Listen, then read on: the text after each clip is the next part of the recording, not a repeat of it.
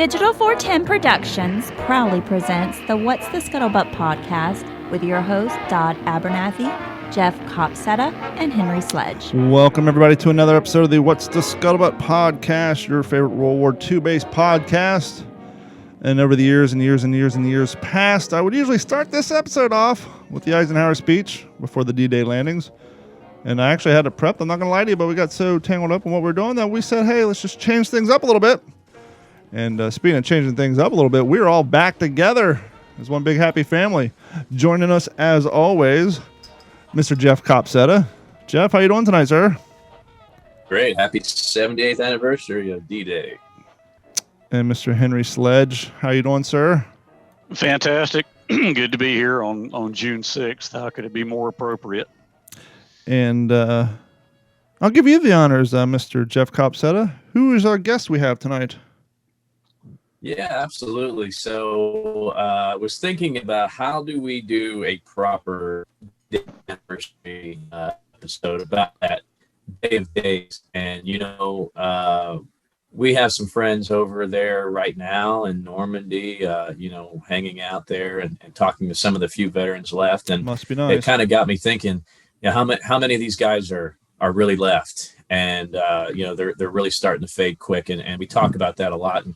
And it's our job as reenactors and through this podcast and everything else that we do in our lives, to dedicate to the greatest generation that we got to keep their stories alive. And what better to keep their stories alive than the family members of those who have served. So tonight we have a really, really special guest. I've met him a few months ago. He's become a really good friend of mine. We're going to really get some work done here in the next couple months. I'll let him talk about that. But Mr. Rikki Todd Kearsley, who had multiple relatives serve in World War II, both European and Pacific theater. But I think the one we wanted to talk about tonight is his Uncle Wash. So without further ado, RT, thanks for being here, man. This is really cool. Like I said, very fitting way to celebrate D-Day with us tonight. Welcome aboard, sir.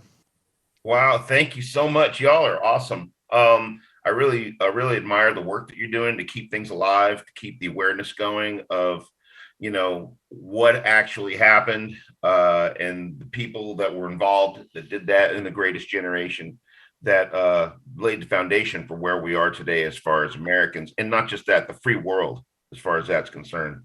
And as we see in Ukraine and other places, the free struggle for the free world continues. Yep. And without relent, and we are relentless as far as our quest for freedom. My name is Rikki Todd Kearsley. My aunt and uncle were over there in Europe, in Britain, before the D-Day invasion. I'm making a film that surrounds their lives and that time period. And the things that happened, the pivotal changes as far as, our quest for freedom against the Axis powers. And also, coupled with that, the quest for freedom and the quest for justice within the United States and the evolution of what became the civil rights movement and other things that happened with that were coupled. The foundation of that, I truly believe, and my family members were testified to, is the military was the great equalizer, as it was proclaimed. And because all advancement and for the first time, all, positive or negative or whatever assessment of a person's performance in their job was solely based upon their service and solely based upon what they brought in the line of duty. My aunt was my dad's older sister. My aunt Corrine was her given name, Corrine Kearsley. Her nickname was Choo Choo. She was about 5'4", 5'5", and she was a sergeant at Fort Dix, New Jersey, when my Uncle Wash was my future Uncle Wash was going through basic training, and all 6'3" of him, nice. from Virginia. She was from New York. See, tall guys did exist back then. I'm 6 Pardon? foot 5. I said, see, tall guys did exist back then. I'm 6 foot 5. I go to all these reenactments. You're too tall. Well, They you're would have 6 never foot had 5, you in you're the the next service. generation. Yeah. But yeah, I'm always told We you're too get tall. taller as we go through this procession of generations. It's all these preservatives. But anyway, to make a long story short, they met initially in Fort Dix. They made impressions upon each other, and then months later, over in England, they met again, and right before the invasion, and that kind of sealed the deal with them, I guess, the second encounter. And he was assigned to, and this is as per my cousins, he was a Pathfinder. He was assigned to Pathfinder units. I think back then that you were assigned to units based upon your skills. It wasn't the thing like they do now as far as requests, like, I want to do this or I want to do that. They told you what you were going to do. Mm-hmm. And based upon his athletic ability and his other abilities, he was given the MOS of being a Pathfinder. Anyway, the movie that I'm making, it's called Eureka Beacons. After the Eureka Beacon transceivers that Pathfinders deployed over in Normandy to guide the lead aircraft with the Rebecca receivers that were located inside of them to the drop zones for the 101st and the 82nd Airborne Brigades behind lines in Normandy. And the thing is that I have been engaging with certain organizations and with certain individuals. Today, as Jeff had mentioned, some very good friends of ours, new friends of mine. Jeff has known these ladies and gentlemen, for a real long time. The Liberty Jumpers. Yep. Jumped in Normandy at the actual drop zones where the original airborne troops were actually drop zones where they were actually deployed. And they do that on a commemorative basis every year and have for a very long time. Jeff would know more about it than I. How long have they been doing that, Jeff? I think since the 60th anniversary. I want to say 04, I thought was their first jump, but I could be mistaken. Wow, that's a long time. That's awesome. Now, one of the questions I have, does Airborne beget Pathfinders, or do you get, do you become, when he said he basically was assigned to become a Pathfinder, had he already enlisted as a Airborne, or did he just right out of boot camp and said, hey, you're going to Pathfinder, we're going to send you to jump school? He was trained as an airborne infantry, and then once he got out of once he got out of airborne infantry training at a jump school, they assigned him to that, I believe, from what I know. Okay, and I don't know a lot. Sure, I just know what my cousins have told me, who they were part of a military, or their military family that traveled with him. It's just interesting to try to think what skill set. I mean, obviously, Airborne is the best of the best. They're the elite of the elite, at that time. You just wonder, okay, you got this group of guys who made the cut. They actually made it through Airborne school and training, which we all know had a high dropout rate. It's just crazy to think what elite skill set that he have above the rest of these guys. I said, you're going to the even more elite of the elite. Come with us. It's something like that. Just kind of crazy to think about. It's like, this guy was such a badass. He was taken to be from the group of guys who's going to be behind enemy lines. You're going to go even further. No, he's right. Sometimes the Army works like this. You. Let's go. Right. Exactly. Or, as his family would like to believe, he was a bigger badass than the rest, and they sent him out. Right.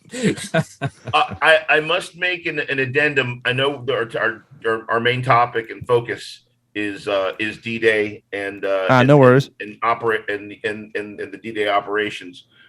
Subsequently, in the Korean conflict, he was an airborne ranger. In 1954, he went to Indochina as one of the first advisors to what became the Military Assistance Command Vietnam, and Special Operations Group. And then subsequently, he was one of the first cadre of NCOs that trained and became the Green Berets. He exited his term of service as a Green Beret Master Sergeant. As I said, he was the badass of the badasses. See, I was right. the thing That that's is a really long- funny about my uncle That was is a he long was just career. a really big bear, but fun. He was kind of like a Yogi Bear kind of guy.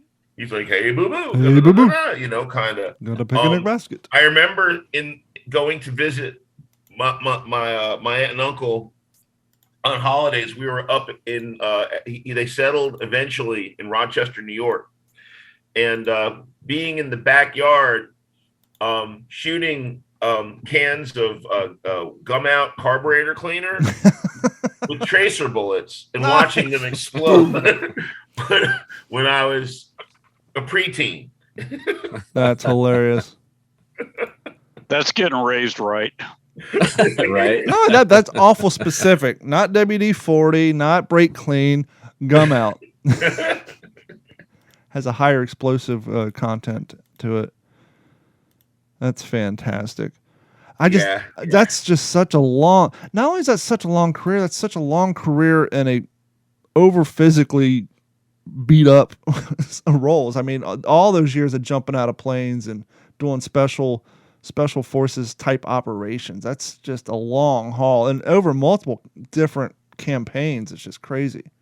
Well, it's funny that you mentioned that because one of the focuses of the foci of the film that I'm producing is this, and it's in the script. It's also in the treatment, basically. Here, let me get a copy of this real quick. Oh, you know what? I gave that away. But it basically, because when he went into the army, when he enlisted, he was just this big, quiet, sweet kid from Virginia, from rural Virginia, and this is the big part of this story is his metamorphosis from this big, sweet, innocent kid into this professional, NCO leader, fighter, and I hate to have to almost say it. I hope my cousins don't take offense to this, but trained basically assassin, and being able to disassociate and being able to compartmentalize that between the needs of duty and still be able to be that sweet guy that my aunt fell in love with. Sure. As anybody in that position has had to navigate and juxtapose and juggle. And that's part of the story, as far as that's concerned. And as, and the thing is that the whole nature of being thrust from, okay, you're over there, you're in England, you're in a safe place. Yes, you're training hard, you're doing this. All of a sudden you're across the channel, you're in enemy territory. Okay. And you're waiting for the rest of your force to come. You have the signals to guide them to where they need to be. And you're standing by to stand by, in harm's way, in enemy territory until they get there. And then you have to fight your way all the way through Europe to earn your ticket back home. And next to your left, to your right, your friends are dying, being maimed beyond recognition, and all that goes along with that. And somehow, some way, you're coming through relatively unscathed on the outside, but you bear the scars of that on the inside. And it's the story of hundreds of thousands, technically millions of Americans, in all the theaters of operation that we had. And RT, you mentioned a little bit before about these, the title of your film, Eureka Beacons, and I'm just going to assume, and I think it's a safe assumption that there's listeners out there that have no idea exactly what these beacons were, and I know you don't maybe know exactly what your Uncle Wash did, but can you give a little bit of an overview of what the Pathfinders had to do? You mentioned kind of going in behind enemy lines, and this is before even the 82nd and 101st jumped in. So can you give kind of a brief overview of that technical skill that these Pathfinders did and how important it was to Operation Overlord? Absolutely. Thanks, Jeff. Yes. The Eureka beacons were microwave devices that had been developed by the Allies originally for the deployment and the distribution of supplies to the French underground and to other underground organizations and to covert operators that were operating in Europe with the C-47 aircraft. The Eureka beacon system was a combination of two different devices. One was the Eureka beacon itself, which was basically a transmitter with an antenna. It transmitted in the baseband frequency of approximately 200 megahertz, I believe. And what it did was it was a transceiver. It transmitted a signal, and it also received a signal. So the C-47, which was the American cargo aircraft at the time, was fitted with what was called a Rebecca receiver, a Rebecca's receiver. And the Rebecca receiver was a transceiver that would receive on the same frequency of the Eureka beacon and then retransmit back to the Eureka beacon. And what it did was it closed the gap and it measured the distance between the receiver and the transmitter. So the pilot inside the C-47 would know how far he was away from the drop zone where he was going to drop his supplies, or in this case, later with the airborne, his paratroops. So the job of the Pathfinders, which was pivotal to the success or failure of the D-Day invasion, was this. They had, I believe it was 8 teams of Pathfinders with Eureka beacon transmitters that jumped into the drop zones that were going to be used for not only the airborne, but also the glider-based troops that were coming from England across the English Channel. And so what happened was the night before the D-Day invasion, these 8 teams of Pathfinders were dropped into Normandy, into their respective sectors where they were supposed to mark their drop zones for the D-Day invasion, set up their Eureka beacons, and at a particular time synchronized, turn their Eureka beacons on, because the battery life only lasted so long on the actual Eureka beacon transceiver.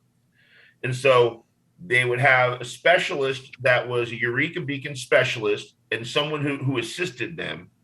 And the rest, there was an officer with them. And then the rest were troops that were there to maintain security on the perimeter of the drop zone where the Eureka beacon was deployed to keep the enemy from getting to it. Now, did the Eureka beacon, what did it broadcast? Was it like a tone like in Aliens, when the aliens were up in the ceiling, just got louder the closer they got, or was it static? Obviously, they don't want to, I would assume they didn't just broadcast in English, hey, you're on your way, because the Germans might pick it up. What was it actually broadcasting? It was a series, like it is back then. It was a series of tones. It was a totally analog device. Sure. It was tube driven, tube power supply.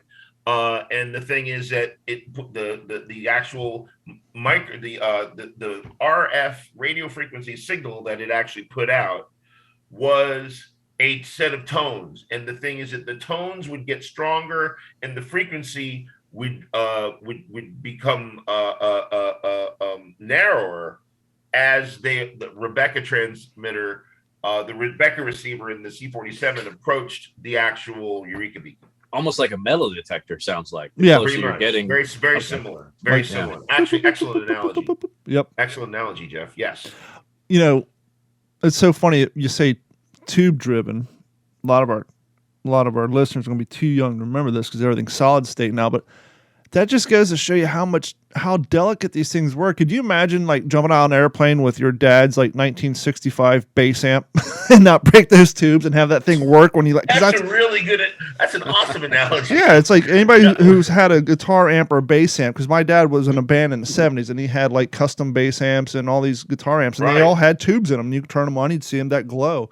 The thought of that thing, and that goes to show they probably had to wrap the hell out of it with something to help soften the blow if that thing came down too hard and break those tubes. And well, hopefully the ones in my haversack, assuming they didn't break either. Actual bag that they had, they used to deploy it. It was specially designed for the actual for the actual transceiver for the set. It was a box about yay big, and it was in a like a canvas bag. I had a picture of one.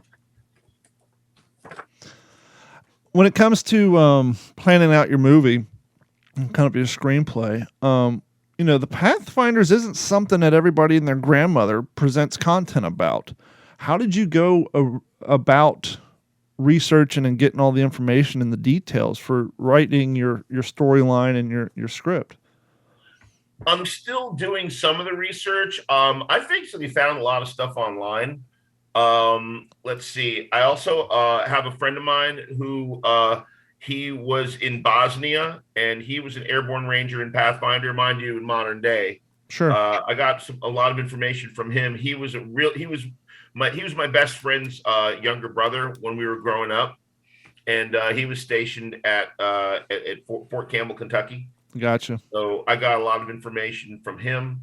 And the rest of it, it's available. If you go online, you can read it. Just type in Eureka Beacons, and there are a number of different links that'll take you to information. They even make remanufactured, reissued Eureka Beacons that you can actually buy, that reenactment groups actually utilize. Very cool.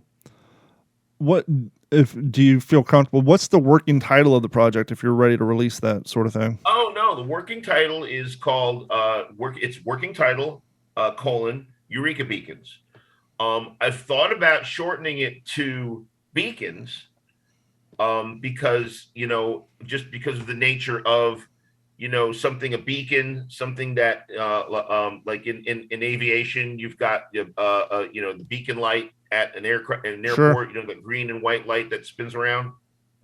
So, it's a point of it's a nexus of things where things come together, converge, or draws attention. Some, like a beacon, similar to like a lighthouse. Yeah, it could be semi-metaphorical as well.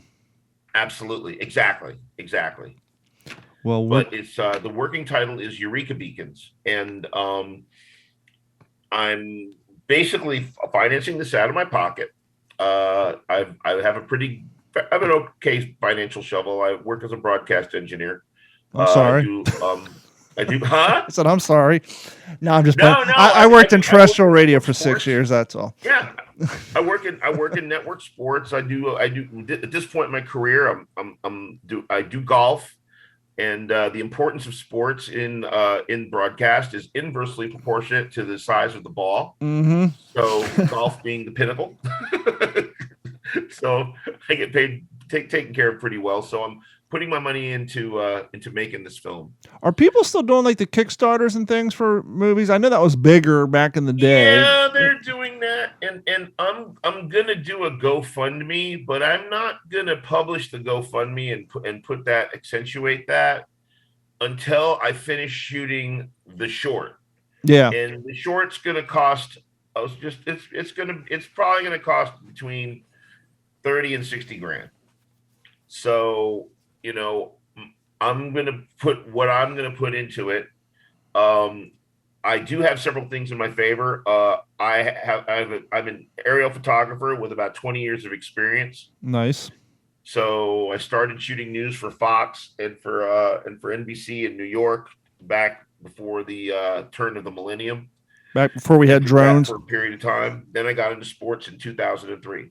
Fantastic. Yeah, so I'm fully versed in doing that and have done a lot of production over the decades.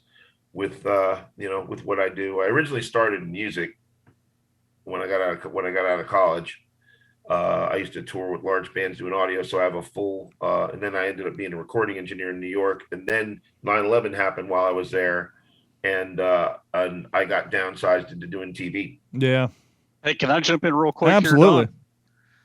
Here, Rikki, Todd, is that you right there? I've never seen that man before in my life. No, that's me. Guys, I'm going to put in a plug for our guest here. Rikki, Todd, I listened to your album today at work. You did? Yes, I did. I was very Oh impressed. my God, really? I'm a music guy, man. And Jeff was coming over the wire talking about asking you to come on. I'm like, so I started kind of looking you up because I like to know who's coming on, so I can be somewhat versed. And I listen to music on Spotify, usually punk rock, heavy metal, that kind of stuff. Yeah. But I saw you on there and I'm like, that's the guy, man. And then your biopic, it looks like you're sitting in the cockpit of a B-25 or something.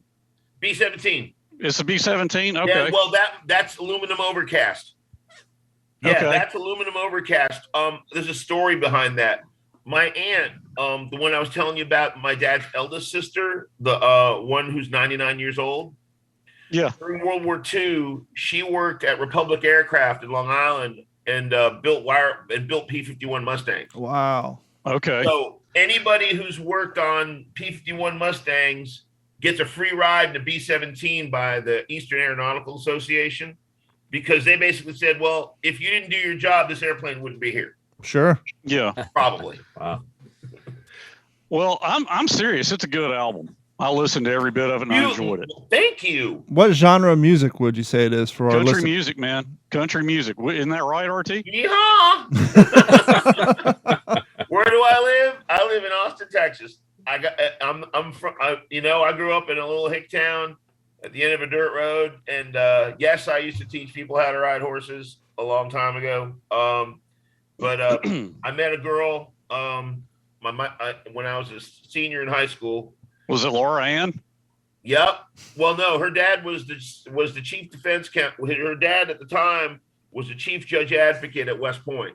Okay. And, I followed her down to Austin. I got here as soon as I could. Well, the name of the album is Without You Guys. Give it a spin. It's a good album. I'll have to check that out. So, we'll sorry, I didn't mean to jump in there, but no, you're more than welcome. Sledgehammer, you're awesome. You're more than welcome to jump in. Are you related to Bobby Sledge? No, sir. He lives in Austin. He's an old friend of mine. Okay, not that I know of. We'll include the link on the website, WTSPWorldWar2.com. Yeah, I'm not just saying that, man. It's a damn good album. I listened to it at work today and enjoyed it thoroughly. What may I ask you? What was your favorite song? Let me see. I got it right here. I would say I thought One More Minute, the first cut. Really? Yeah. I just like the rhythm. That's about that. I used to, when I got out of doing sound reinforcement, doing music stuff, my first job in television was I drove a tractor trailer that pulled a satellite trailer behind it back when they were that big, before they had miniaturized everything. Yeah. Like 1988.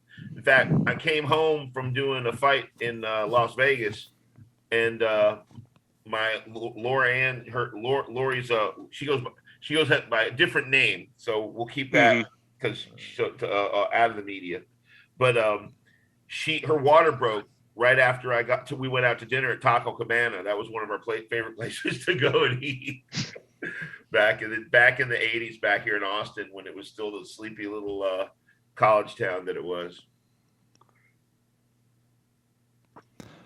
Man, y'all are making mine up. I was hoping, because I was like, man, I may be stepping in here. He's about to put his foot in his mouth live. Looks like Rikki Todd. And then did you used to work at Intel? No. My wife would say I have nothing to do with intelligence. Oh, I know better. I know better than that. Do you have any social media footprints people can go check out to get an update on your project and how it's coming along? Yes, I do. I have the URL. I secured the URL for eurekabeacons.com. And I am in the process of building a website with all of the information from Eureka Beacons and all of the production notes from Eureka Beacons.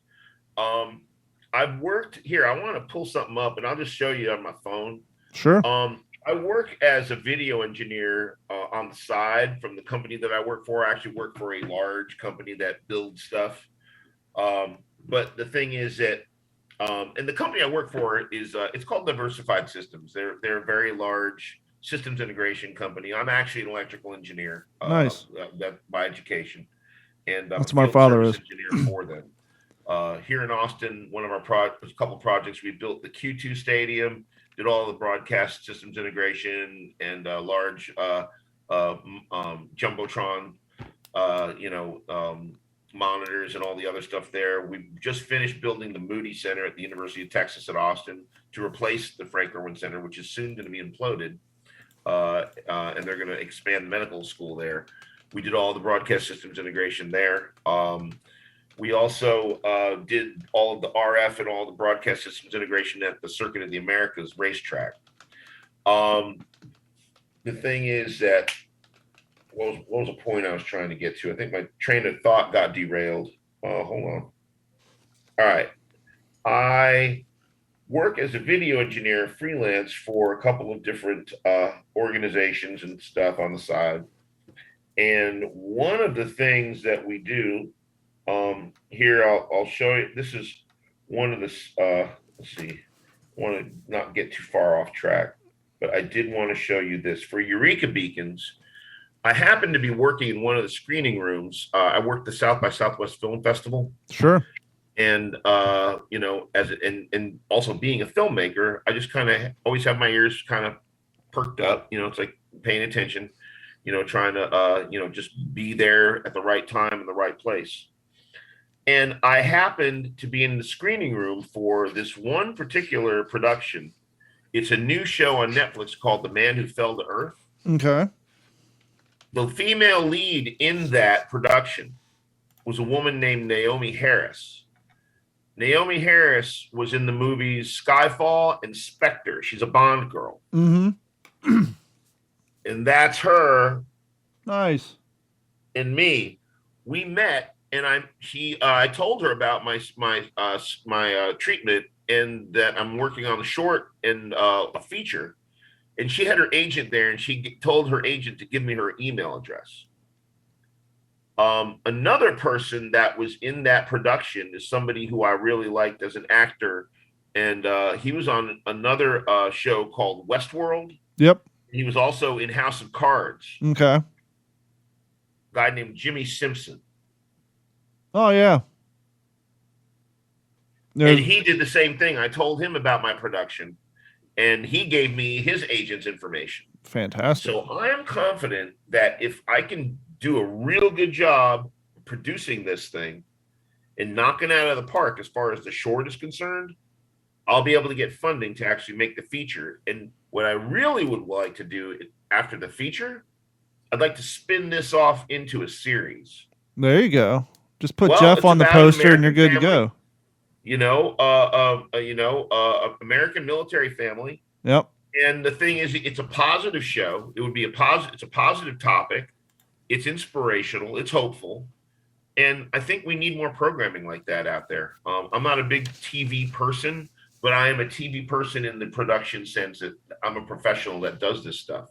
And that's just an observation, that I've made and a conclusion that I've deduced.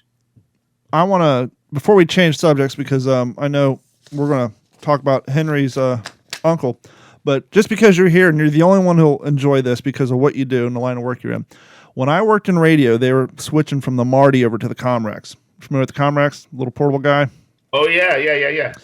And, you know how radio stations are. They hate changing anything, but when they do, they go all out. But some might suggest you might want to do a little research. At the time, we were having these festival concerts here in town.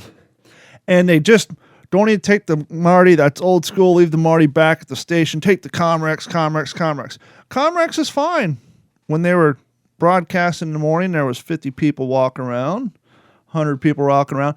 By late afternoon, when we're trying to interview Dave Mustaine from Megadeth, and you got 16,000 cell phones out in front of you, guess what doesn't work? The device that uses cell phone technology. No bandwidth. There's no bandwidth because you had 16,000 cell phones right in front of your booth. You're using this new technology that uses cell phone signals.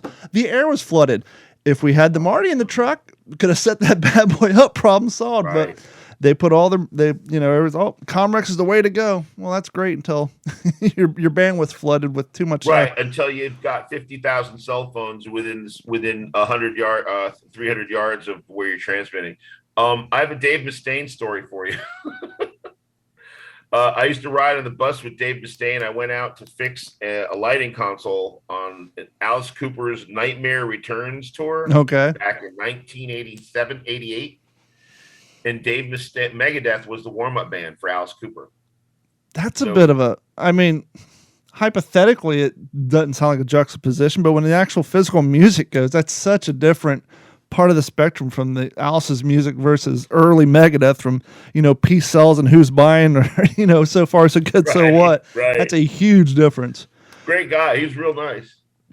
But now, Henry, we've talked a lot about your father on the show, and you've mentioned your uncle, and we thought what a better time to get a little more into what your uncle's contribution to the war effort was than to do it on the anniversary of D-Day. So I'm going to shut up and quit talking now and hand it over to you, sir. Well, I really didn't want to turn this into the center stage because RT's our guest, but I do want to say this. So this was my dad, obviously, but my Uncle Edward, at the end of the war, him and my dad. So he got a Silver Star on D-Day. Jesus. What I'd like to do is read his citation. He was a Sherman tank platoon commander. So I will read this citation. First Lieutenant Edward S. Sledge, Infantry, 741st Tank Battalion, United States Army, for gallantry in action during the Allied assault on the coast near Vierville-sur-Mer, France, 6 June 1944. First Lieutenant Sledge, a platoon leader, landed with the initial assault wave under intense enemy machine gun, mortar, and artillery fire. In the absence of his company commander, he assumed command of the company. When his radio failed, there was no way to give commands from one tank to another. First Lieutenant Sledge, dismounting from his tank, went along the open beach to 4 other tanks, giving instructions to the operators. Re-entering his own tank, he proceeded down the beach until it was immobilized. While lying in a relatively safe position, First Lieutenant Sledge, seeing a wounded soldier about 25 yards away, crawled to him and dragged him back to cover where he was given first aid. The courage and determination of First Lieutenant Sledge in acting with complete disregard for his personal safety in order to assist to the utmost in the assault depicts a gallantry that is a credit to himself and the military service, intermilitary service from Mobile, Alabama. And my Uncle Edward he was a graduate of the Citadel. He ended up finishing the war. He fought all the way across, got the Bronze Star in the Battle of the Bulge and 3 Purple Hearts. Hold on, I want to pause real quick. What you just read, if someone was watching a movie like Fury or a Hollywood production and the main character did exactly what your uncle did, there would be people watching saying, please, that would never. They wouldn't have done that. What you just read is so mind-blowing that, you hear the phrase, sometimes truth is stranger than fiction. Well, sometimes truth is hardcore than fiction. Yeah, like Jeff, if Rikki was writing that into his screenplay, people are like, no, no, there's no, what is he, that's just insane, Henry, to think. And clearly, and we know from doing the research and reading books, those awards weren't just handed out. There's actually plenty of stories where people didn't get awards because, quote unquote, there's too many being handed out for that campaign. So the fact that somebody witnessed that, reported it, and it was confirmed by enough other witnesses to be approved and go through just goes to show you that wasn't nonsense, that truly happened. And that's just insane. I actually, when we get on into December, I'll read his Bronze Star citation because it's pretty cool what he got in the Bulge. But John McManus, actually, so when 741st landed on D-Day, they were attached to the Big Red 1, the 1st Infantry Division. Yeah, buddy. And John McManus actually wrote something about that, including about my uncle, into his book on the Big Red 1. But he sent me the combat action report here, where it was actually a teller mine that Edwards' tank ran over that knocked it out. Wow. So it's pretty cool to see the combat report with a paragraph describing how they fired on enemy gun emplacements and that kind of thing. And how old was he? He was 2 years older than my dad. So I think he was 24 at this time. No, he would have been 23 right here. 22, 23. It's just it's always mind-boggling to think of what all these guys did at such a young age compared to what we try to get 20-year-olds to do nowadays, or 18-year-olds or 16-year-olds. What do you mean I got to get a full-time job? I'll settle for a part-time job at this point. You got to do something, kid. But it's just always so mind-blowing that how things are just so different and just good to go. But no, that's. But continue on. I just wanted to pause there because I didn't want to just brush over what he actually did, because just sitting back listening to it as you read it, it's just like I'm seeing it in my mind. I hate to take up the time to do it, but I could read this little paragraph from the AAR. I don't think anybody would object. Read it. Yeah. All right. Okay. So this was the AAR. It's got a lot of paragraphs here. Just the one that says, First Lieutenant Edward S. Sledge, the second report, Able Company, 6 June. Lieutenant Sledge of A Company landed at 06:35 hours vicinity of Easy 1 with his platoon. One tank under Staff Sergeant Cart destroyed just minutes after debarking. Lieutenant McDonough and Lieutenant Sledge's tank fired on 2 emplaced French 75mm guns on hill at left flank of Fox Green. Claim credit for destruction of guns at 07:15 hours. Infantry pinned down by enemy machine gun and sniper fire from the same position. Tanks could not locate these targets from beach, but could not advance due to minefields. Upon assault of C Company, 16th, that's got to be 16th Infantry Regiment, on this hill by flanking move, moving up Easy 1 exit. Upon assault of C Company, 16th Infantry on this hill by flanking moving up Easy 1, exit 4 tanks, Lieutenant Sledge, McDonough, Sergeant Carlson, Sergeant Ryman, moved west on beach to cover this advance. Tank of Lieutenant Sledge hit Teller Mine at this time and knocked out of action. Tank of Lieutenant McDonough hit in gas tank by 88mm and burned. Sergeant Ryman's tank brought fire to bear on machine gun positions on Easy 1 exit. 1 DD direct drive tank destroyed and burned by enemy 88mm located in pillbox on west slope of Easy 1 exit. Tank under Sergeant Carlson claims credit for silencing gun. Does not believe gun completely destroyed, but did not fire further. Tank of Sergeant Carlson through track and temporarily put out of action. Crew evacuated tank under mortar fire. And that's the end of that paragraph. That's a lot of action in one paragraph. Do you know if any of the tanks in your uncle's battalion were offloaded using the amphibious skirts, or were they all offloaded from LSTs? I will tell you, Don, that is a great question, and I can't answer it tonight, but if we could circle back around at a future episode, so Cornelius Ryan, who wrote The Longest Day, or Bridge Too Far, he sent a questionnaire, and John McManus sent it to me, a questionnaire. Apparently he had records of every veteran, who was there. And he sent a questionnaire to my uncle, and it's photographs of it. I don't have the actual copy where Edward filled it out. And a lot of those questions are gone into, and if I know we could talk about it at a future episode, sure, I'll try to transcribe it, because, it's typed questions by Cornelius Ryan and then pencil and then writing, my uncle's handwriting, yeah, which is not real easy to read, but it is legible. But yeah, he goes into a lot of that detail. Because it's, I was saying about this earlier when we were talking about the Eureka systems. One of the things that maybe I think we as historians and reenactors, we think about, but I don't think the general public think about, World War II, at least by the time D-Day rolled around, obviously August 7th, when the Marines landed on Guadalcanal is a little different. We were still using weapons from World War I. But by the time the D-Day rolled around, it was basically a war of new technology. Okay, we need to figure out how to land these tanks through the water. I know, let's put a 7-foot tall canvas shower curtain around it. It'll be buoyant enough and we're good to go. Or here's some new rifles. Let's drop a bunch of paratroopers, which, by the way, paratrooping was a brand new experience. It was, they had their first jumps in Africa and Italy, so it was relatively new. We got these new Eureka beacon systems that they're tube powered. They run off of some batteries and they'll work.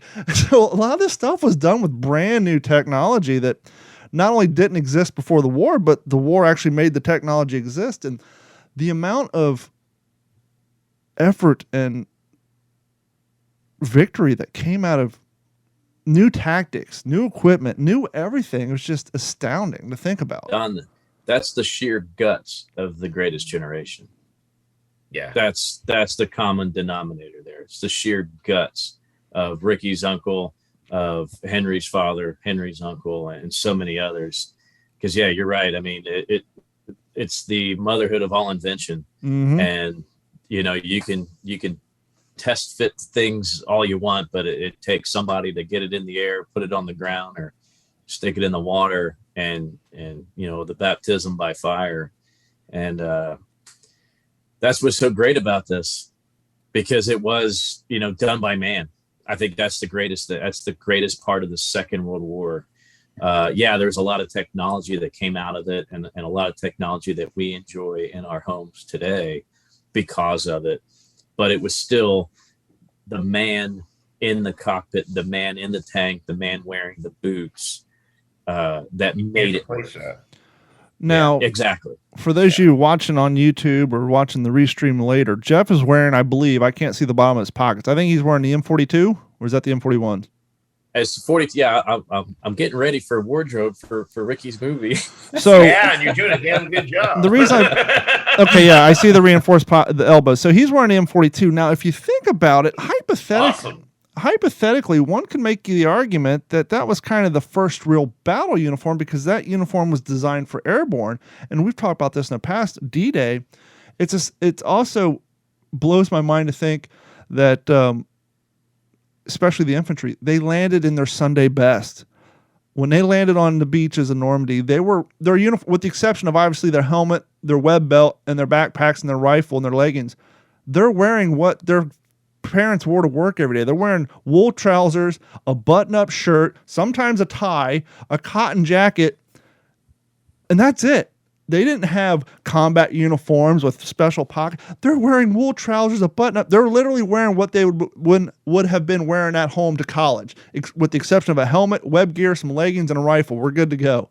It's just, that's the other thing. It's battle of necessity. Here you go. Here's a nice cotton jacket and some leggings. Keep your boots from getting sucked off in the sand. Good luck.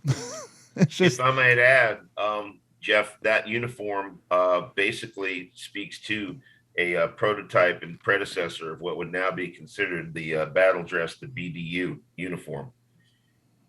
Absolutely. One of the most comfortable things I've ever slept in. I was getting ready to say, I have that uniform. I have P-41s, P-42s. I have HBTs. That is without a doubt the most comfortable World War II uniform. It just fits in all the right spots. It truly does. That is my favorite uniform to wear on a long weekend. I thought you were talking about the woodland camo BDUs, like what we were issued in the 80s and 90s. That's what I thought of when you said that. So yeah, I was probably one of the last guys to be issued a BDU uniform in 2001, because everything went, you know, desert. And right, they changed it. Yeah, I remember those uniforms. Yeah. I still have a few of mine. Yeah, the green, brown, and black. Yeah. Well, I think it's that time of the episode. Rikki, we need to talk production. I don't have sounders. I don't have opener. I need to find times, but we need to make a sounder for this part of the show, which is book reviews. What are we reading? What's in our library? So I'll put that on my list. I'll get into, now that I got my console built, I'll make openers and stingers and backgrounds and bumpers and all that good stuff. But Jeff, why don't you kick it off this week on what you're reading? Well, I'm still reading the book, and I'm taking it slow because it's such a good book. I don't want it to end. Yeah, so I'm kind of taking it slow with it. Plus, I'm kind of swamped in schoolwork too for my degree. But I'm still reading Martin Caden's Flying Forts. It's just, I'm a little over 100 pages into it, and I'm still at the point where the Air Corps just ordered, I want to say, 18 B-17B models. Oh, wow. So it is really the all-encompassing of, you know, the Y1 B, or the Model 299, the Y1 B-17, Y1 B-17A, all that, and just how that whole project was almost canceled from the beginning. I mean, Boeing just kept hitting, speed bump after speed bump. They're going totally broke trying to prove, and of course the Air Corps is embracing it because the Air Corps is really trying to stand out. And, of course, this is in the late 30s, so they're playing the card that this is more of a shore defense weapon, that we can reach out. Your coastal artillery can't reach out 700 miles into the ocean and knock out, the threat from the air. So it's really interesting to see how the top brass and the Army is just like, you fly boys are just crazy. We don't need 4-engine bombers. We have this B-18 bomber, this twin engine, total abortion of an aircraft, just totally flop. But, that's what they were sticking to. The Army's good at sticking to its guns. So it's interesting to kind of see how the B-17 almost never happened. So I'm still reading that. But I did want to mention, how about a couple movie recommendations? Over Memorial Day weekend, if I'm watching TV, it's very rare. It's either going to be a hockey game or Turner Classic Movies. Let's go Pens. Of course, through what's that? I said, let's go Pens. Yeah, my Rangers took care of your Pens in the first round. It happens. They're working on taking out Tampa Bay right now. That's my secondary team. I'll tell you what, Tampa Bay has a fantastic arena. Amalie Arena. I used to do a lot of hockey, so as a broadcast engineer, and you talk about Pens like the Penguins? Yes, sir. Oh no, I did. No, I'm talking about Tampa Bay's arena because I live in Florida, so Tampa Bay's arena. I've done so many Ranger games for Game Creek Video in Legend. Madison Square Garden. Oh God, yeah, and I've also done Hurricanes down here. My girlfriend she works for the Hornets doing basketball. She just landed over there in at Heathrow. She's on her way to Greece right now. Nice. But talking about Americans heading over there. Right. Her dad was an Army translator in Vietnam. So anyway. All of the hockey that's going on. I used to do a lot of that. Yeah. What movie were you going to suggest, Jeff? What's that? What movie were you going to suggest? Yeah, so Turner Classic Movies had all the war movies all through Memorial Day weekend, so I just hit record everything. And so there was 3 I wanted to briefly mention. One I just haven't seen in a while. I haven't seen since I was a kid, and I kind of forgot how good of a movie it was. 30 Seconds Over Tokyo with Van Johnson and Spencer Tracy. I mean, it's produced during the war. Yeah. And to show footage of the cranes, picking up the B-25s to put it on the aircraft carrier. And, I know they can use a lot of, standard stock footage from the Air Corps of B-25s in flight and whatever, but it's just so well done. It's just really, really well done. And for it to be done during the war, I think it came out in 44. So they go into depth about the Chinese and how they helped our bomber crews. And, we know that an estimated, I think 250,000 Chinese were wiped out, just because of the suspicion that they were helping us. It's just, and that they're kind of like, this is exactly how they did it. Right. It kind of blew my mind. So go back and rewatch that one. It's really, really well done. And then of course, my son had one of his buddies over, and of course they're all up and coming reenactors. So the other day we watched The Longest Day. And it is what it is. The Longest Thompson. It's a good one. If you got 2.5 weeks to put aside, watch The Longest Day. And then Objective Burma. Now that's a new one on me. So I didn't know what to think going into it because number one, I'd really never heard of it. So I recorded it, whatever, looked cool. It's so much more than I ever thought it was going to be. Another wartime production. My man, Errol Flynn, stars in it. And again, of course, when I first saw that, I went, it's going to be an, swashbuckling tale of Errol Flynn killing everybody and wooing all the ladies. Complete with mustache oil. Pay for, right? But this is done in 1944. So it's a very mature Errol Flynn. He plays a captain of the paratroopers that jump into Burma, the army paratroopers. And You're going to see some other guys that you recognize, especially if you've ever watched Sands of Iwo Jima. You're gonna recognize 2 actors from Sands of Iwo Jima. But it's just such a great story. I don't know enough about it to know how accurate it is, but it's just a great tale of a small band of paratroopers jumping in to knock out a Japanese radar station that the Air Corps refused to knock out because they didn't exactly know where it was. So they inserted these guys, kind of like these Pathfinders, kind of like what, RT had talked about, just kind of a couple teams of guys to go in, led by this captain, played by Errol Flynn. And naturally, they cannot get picked up because the airfield's, swarming with Japanese. So it's a story of survival as, just a handful of guys are trying to escape Burma and having to march out of there. It's like 200 miles of terrain. It's really well done, called Objective Burma. So yeah, those are some of my recommendations. And what I appreciated at the very end of that film was this story has a conclusion, but it has no end. The end will be when the Japanese Empire is completely wiped out. Because again, it's done in That's 44. fantastic. So Henry, the year for the war after that. My uncle Chester was in Burma in the army, and he lived with us at the end of his life. Used to work at the VA hospital. My mom worked as a RN, and he had earned 3 Purple Hearts there. And he used to sometimes sit around without a shirt on, and you could see, I guess, where he had gotten bayoneted and this and that in his abdomen. yeah. speaking of Burma, one of the books in groups I got to reading up on, I want to do some more on. We all know about the Edson Raiders, but the Merrill Marauders. That's some good stuff there. But hey, Jeff. No, I already talked to Jeff. Hey, Henry, what you reading?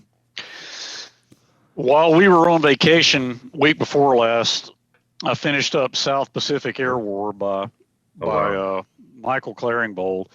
This is a great series of books. It was supposed to be a trilogy. It's actually, there are 5 of them. But this guy's work is really good. Great illustrations, great detail. And then I finished that, and then I'm finishing up this book, Touched with Fire, The Land War in the South Pacific by Eric Bergerud. It was written back in the 90s. I've actually read it before, but I wanted to read it again. And it's really good. It talks mostly about New Guinea and the Solomon Islands, but Army and Marine action, but just a really good book drawing on some firsthand accounts of some tough fighting in New Guinea. Fantastic. You have to let us know when that wraps up, how it all plays out. Hey, Rikki, what you reading? What am I reading? I've got a couple of books actually that I'm reading. Can you give me a second to go get them? Sure, I'll talk about I'll be mine. back. Give me like about Hey, cue up his song while he's doing that. If you've got Spotify, cue up his song. There you go. Well,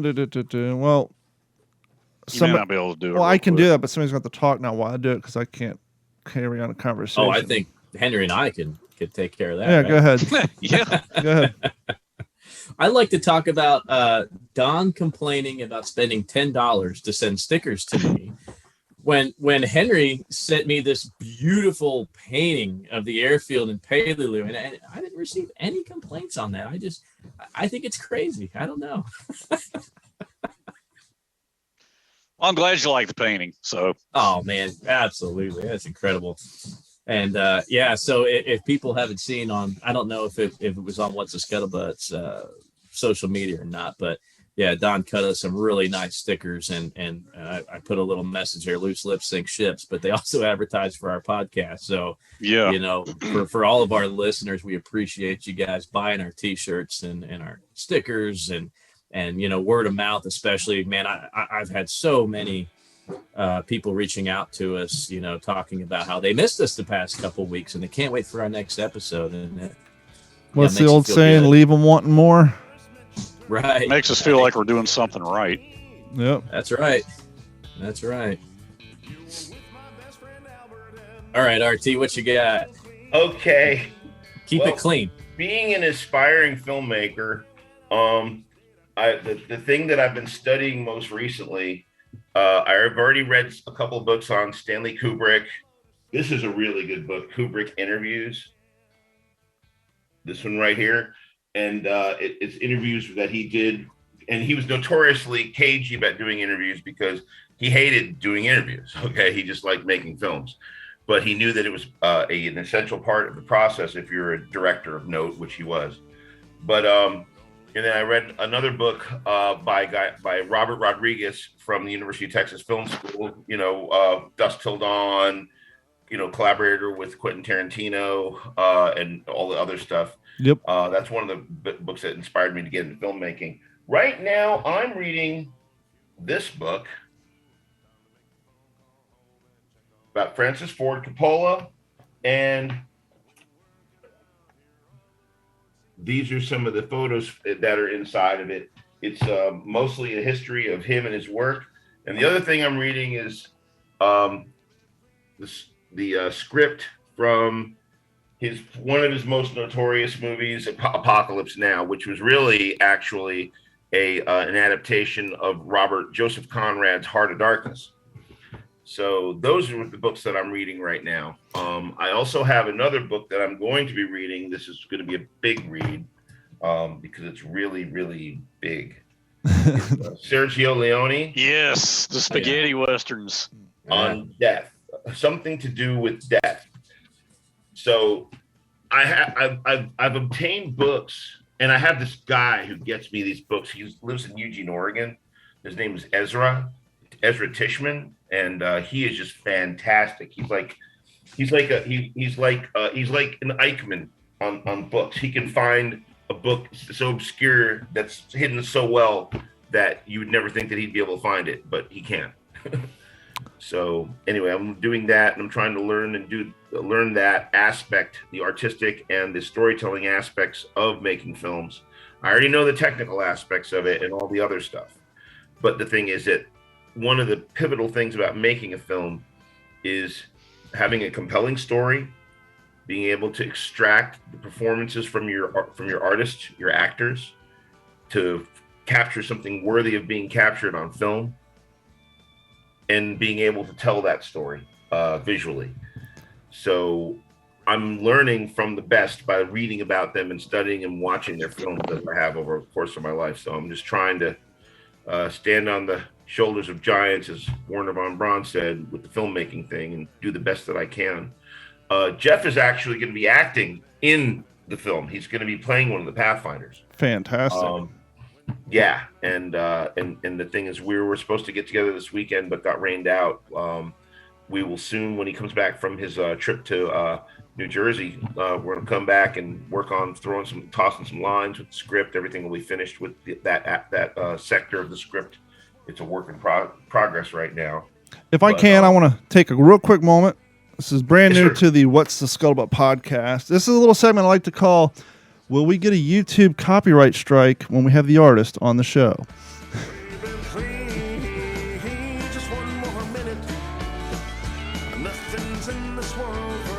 Can you hear it? Oh my God, that's my music. I want to see if YouTube gives a copyright strike when you're on our show.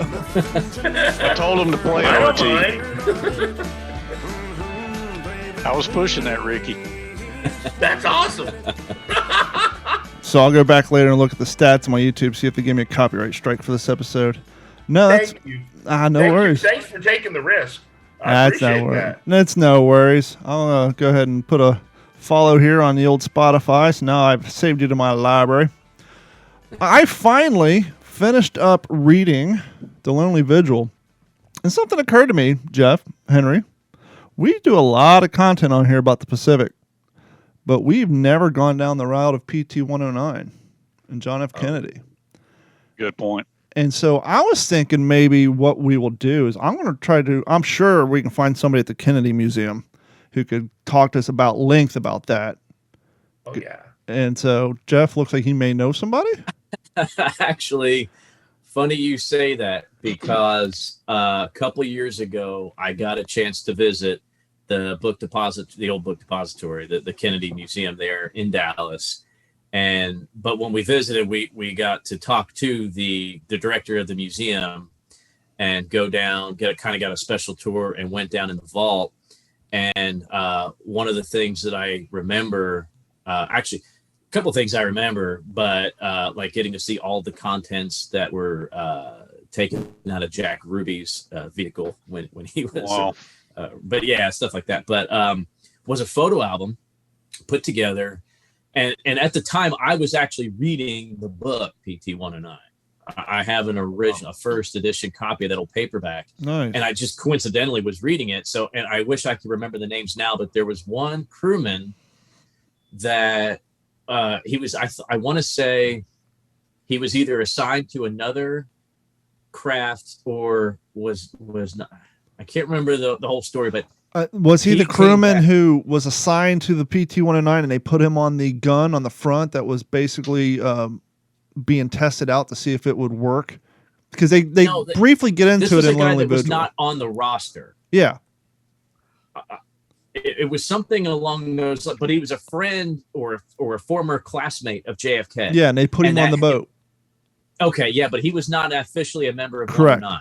Yeah. Okay, yeah, that's so. Because yeah, I in can't Lonely remember. Vigil, they said they're testing out like a 50 caliber. They had a gun on the front of this boat that was not standard issue. It was kind of like in an experimental phase, and they put him on that gun because he had no position on the boat. Oh, okay, that's Yeah. got to be him. So I got to see the photo album that he put together, just very candid photographs of JFK during the war, all through the Solomons, and then it went I mean, this guy followed him all the way through to the presidency, and included in this, I mean, it's just like a scrapbook Sure. of just all JFK stuff, was the invite to the inaugural dinner, when Kennedy was inaugurated. Of course, this guy got an invite, so getting to see original one of those, but just seeing these never before published, just this is pictures in a scrapbook of JFK and the PT-109. Of course, that was a couple of years ago, but I can see what I can do about reaching out to see if we can get some stuff, because yeah, it was a really, really cool to go down into the vault of that museum and see some of those artifacts for sure. Yeah, That must have been amazing. Yeah, I'm quick.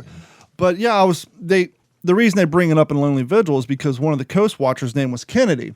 And so they're talking about there's a rescue mission for the other Kennedy. And so when someone heard that Kennedy had been was lost, they're like, well, how did he get lost? And they realized, oh, it's the other Kennedy. And so they go into that. So I finally finished up Lonely Vigil. That's a good book. Now, I think when I don't know, a couple episodes back, we were talking about how when publishers find out about your podcast or your radio show, you get books in the mail with a one-sheeter, and they're on the radio tour and all that. And I was talking about how I had one, and we also talked about how, I was thinking about maybe reading up on submarines, because we don't talk about much naval and sub warfare here. And so this is a book I'm reading. It's World War II, but it's modern day, because it's called The Fatal Dive: Solving the World War II Mysteries of the USS Grunion. And this is actually the admiral or captain. I just started. It's his son in modern day. They're trying to find it because this thing was lost off of the coast of Alaska. And all these underwater divers, all these underwater treasure hunters, the same people who found the Titanic, are like telling his kids in like the early 2000s, where that thing has crashed, you're never going to find it. It's a waste of time, energy, and money. And I'm like on chapter 1. I just started it, but it's talking about how they're trying to find this, and so their family can get some resolution. And so far it's pretty good. But once I get more into it, we'll get into the ins and outs of it. But it's one of those books. It's interesting for me because usually all the World War II stuff I read is firsthand accounts of takes place during the time, whereas this is modern day. Hey, we're trying to track down our father's lost submarine, and his kids are like 5, 7, and 8 during World War II when they last saw him. They last saw him, on when he came home, and then right before he got shipped out, and then the sub was lost per se because there was no Mayday calls. There's no it was just went out on a mission, never to be seen again. And so, 79 years later, they finally tracked the thing down. So that's the book I'm currently reading. Wow. And yep. Well, you guys have anything else on your list of stuff we want to get off our heads before we move on? If anybody has any good intel on Pathfinders, Pathfinder uniforms, Pathfinder gear, Eureka beacons, RT and I would love to hear about it and tell us their story. And That's my big throw up. I got a front seam D-Bell helmet. Was D-Bell out that early, or was that issued later? The D-Bell rigger helmet. You're the helmet guy. I don't know. I know it's airborne. I don't know if it was that early or if it was later on, because I know that they took the D-Bells off after a while because they broke off. But anyhow, I'd love to borrow it from you, but I can't imagine what that shipping cost would be. So I don't even want to go there. I don't know. Well, stickers would cost close to 20. This might be. Well, just I'll just. Jeff, he wouldn't even mention it, man. Don't worry about it. I'll ship it to your. I'll ship it to the museum. I'm sure it's not out in the middle of BFE. It's 3 miles from here. What are you talking about? No, I was at the UPS store and yeah, apparently he lives in the middle of nowhere because UPS wants a lot of money to ship those stickers. I was like, keeping it that way. Snail mail the way it is. I hear you. But if you guys want to support the show, please head over to WTSPWorldWar2.com. Click on sign up for Patreon to help cover those over-expensive shipping costs to Jeff's house when we send them stuff. That'll go a long way. You can sign up. It's $1 a month. If you kind of like us, if you really like us, you can sign up for the $3.50 a month plan. And if you like us like Winnie Cooper, you can sign up for the Long Arms Deep Pocket plan at $7.50 a month. You'll get free stickers, no shipping costs required on your part. And we'll also send you some t-shirts after month number 2. And please, if you haven't done so already, please head over to youtube.com, look for Digital 410, like and subscribe, watch some of our videos. You can help us out that way. And of course, giving us a nice review on Apple Podcasts and any other platform that offers up reviews and likes and all that stuff. And if you don't want to do any of that, that's fine. Best way to help us out is just share us with like-minded people. Word of mouth is the way to go. Doesn't cost you anything. You don't have to sign up for nothing. You don't have to worry about shipping costs and all that good stuff. You can just send us to a friend, share us to that little share link on your podcast app, and I would appreciate the love. Jeff, you got anything coming down the pike you want to promote?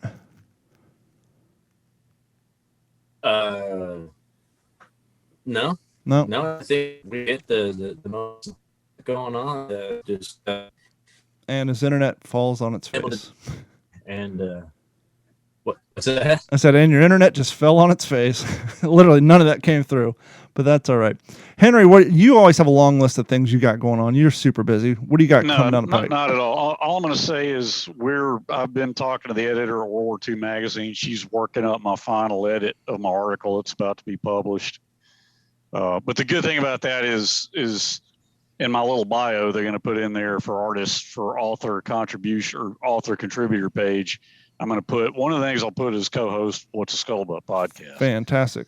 So that'll help us out. And Jeff, based on the article on, it's a piece. It's going to be Rikki. It's going to be on Army and Marine cooperation and inter-service rivalry. Nice. And I'm drawing some little. I'm drawing from some tidbits from my dad's never before seen unpublished manuscript to his book With the Old Breed, because he actually met General Greiner after the war and had dinner with him and got to be good friends with him. And General Greiner was 27th Infantry Division on Okinawa when they went in to relieve the 1st Marine Division. But it pulls in some of that, but it also just talks about how the thrust of the article is, despite inter-service rivalry, soldiers and Marines, when they had to, fought very well together. Of course. Is this specifically from the World War II a time period theater of operations, or? Yeah. Okay. Yes. Because because you have everything going from there all the way up to Urgent Fury in Grenada too. So it's just World War II, and it's World War II magazine. That's awesome. Probably, and that's big for me, RT, because I've never been published in a magazine like that. That's before, huge. So. Congratulations. Absolutely. Well, thanks, Jeff. Based on the fact that I can see you bobbing your head up and down, looks like your internet's back up. Give us your plugs again, because none of that came through. It was completely crackled, and you were worse than Max Headroom, but you're too young to get that reference.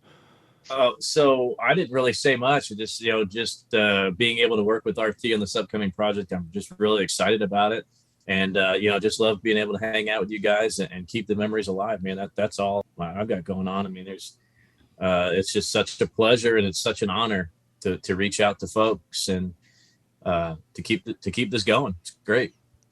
And Jeff, you're so modest. I wouldn't be here if it wasn't for you, and for Don and Henry wanting me to come on also. So you're just you're a powerhouse, historically speaking, just as a guy, and all of the different things that you've done, from the Museum of the Pacific War to here to Burnett, being this podcast with your compadres, and just it's been an honor to be on here. I wish I'd had more information that was pertinent to this longest day that we've here on the 6th of June, but more will be revealed with research, thanks to your help and others. And we're gonna move forward and put this story out and add it to the American narrative, the American story behind and the Allied story of D-Day. Well, Absolutely. Rikki, I don't think of any better way to wrap up this episode. So thank you, sir, for hanging out and joining us. And thanks, everybody. And we will talk to you all next week. Watch us, Rikki. Watch us.